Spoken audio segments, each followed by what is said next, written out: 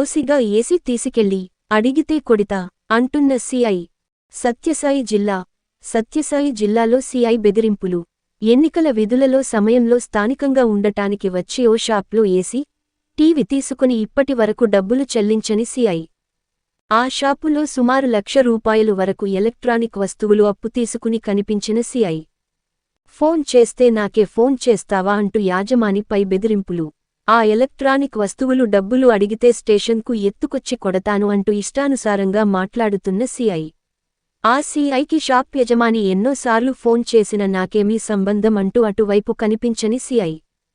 సత్యసాయి జిల్లాలో డ్యూటీ కావాలంటే కానుకలు సమర్పించుకోవాల్సిందేనే.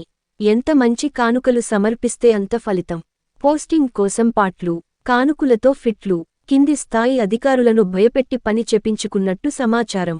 స్థానిక ఎస్పీ ఆఫీస్లో గా విధులు నిర్వర్తిస్తున్న సమయంలో ఏసీ, టీవీ కొని డబ్బులు ఇస్తాను అంటూ ఇప్పటివరకు డబ్బులు చెల్లించని సిఐ. ఇప్పటికైనా ఉన్నత అధికారులు తనకు న్యాయం కావాలి అంటూ మీడియా ముందుకు వచ్చిన బాధితులు